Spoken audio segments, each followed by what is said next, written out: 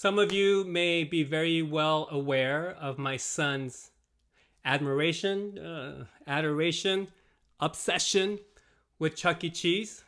We used to go there like after school every day because we had this deal. If he did well in school, his reward would be that we would go to Chuck E. Cheese. And we would time it perfectly because Chuck E. comes out at every half hour. And he doesn't want pizza. He doesn't want to play the games. He just wants to see Chucky, give Chucky a hug, high five, dance with him, and then watch Chucky go home. And then we're done. And then we leave. So we often can get in there and out within 15 minutes and spend no money. Like we had it down to an art.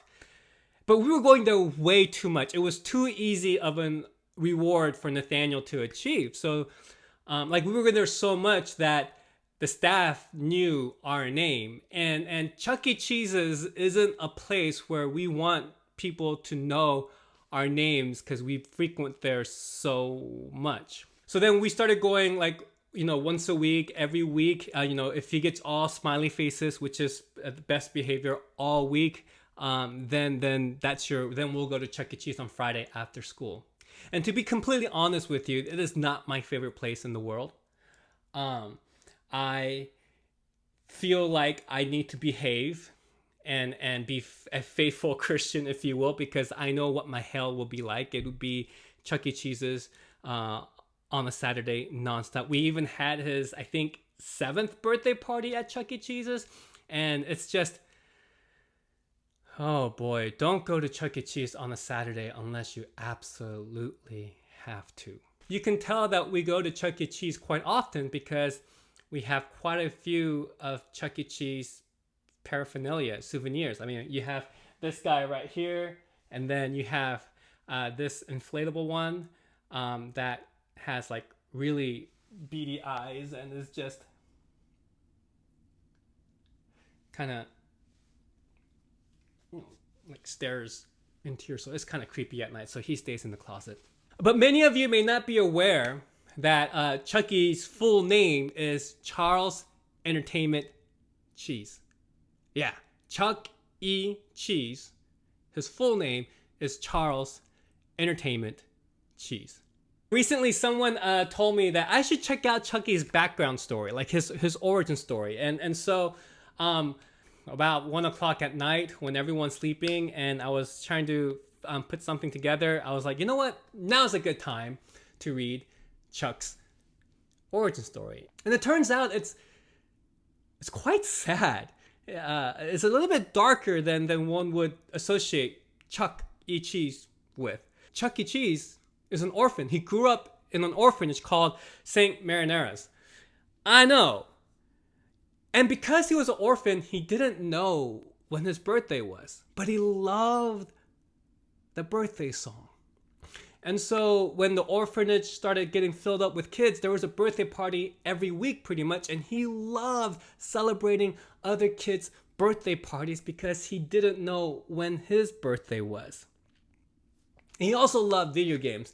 And he won a contest, like a Pong contest, and won money off of that and got his ticket to New York. And he was fascinated with the New York life. There were so many people, but he missed the orphanage and he was homeless. He basically slept above a pizzeria.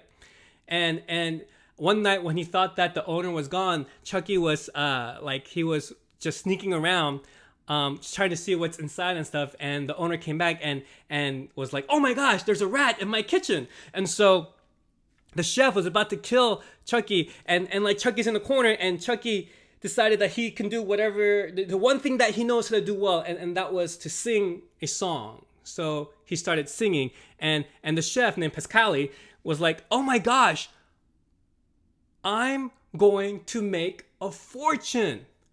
So then he renamed his restaurant to Chuck E. Cheese's, and he had, on opening night, he had people come in, and the curtains opened, and there was Chuck, the star attraction.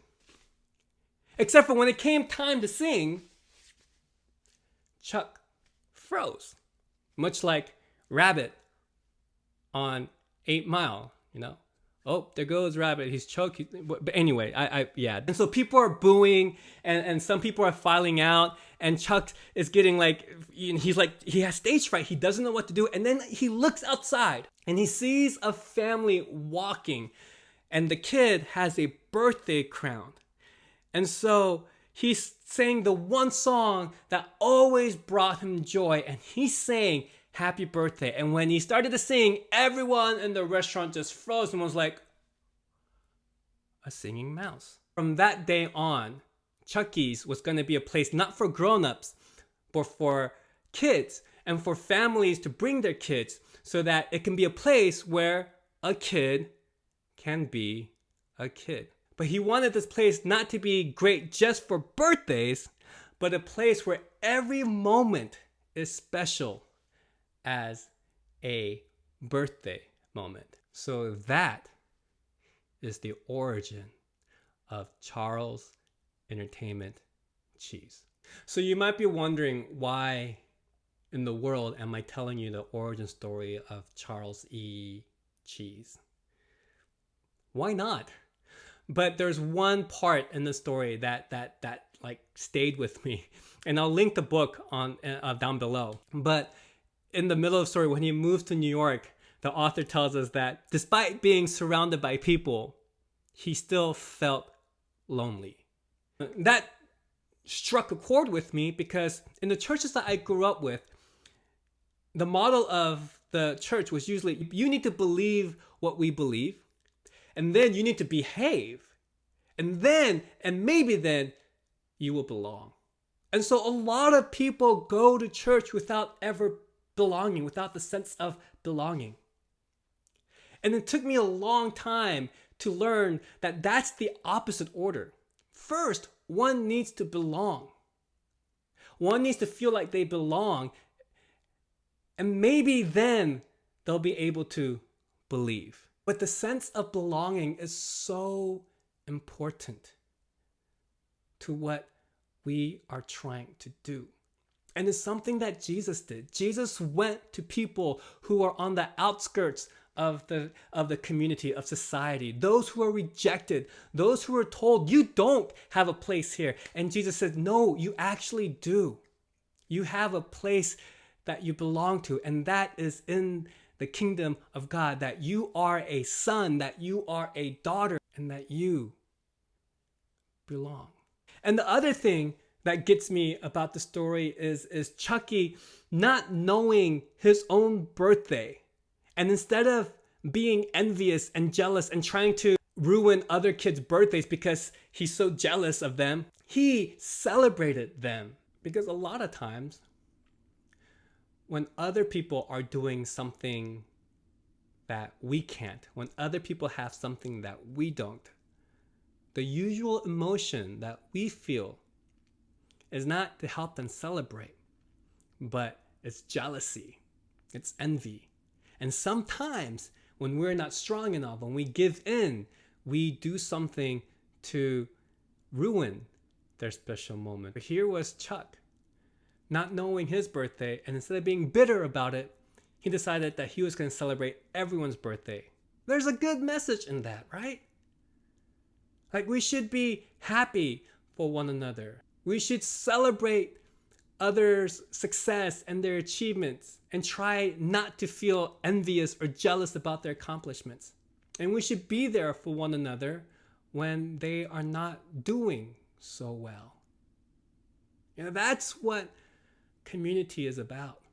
And community is something that is beautiful, but yet messy, because we are people, and people tend to get in their own way. And as beautiful and perfect as an idea of a community is, oftentimes we get in the way of its beauty and its purpose.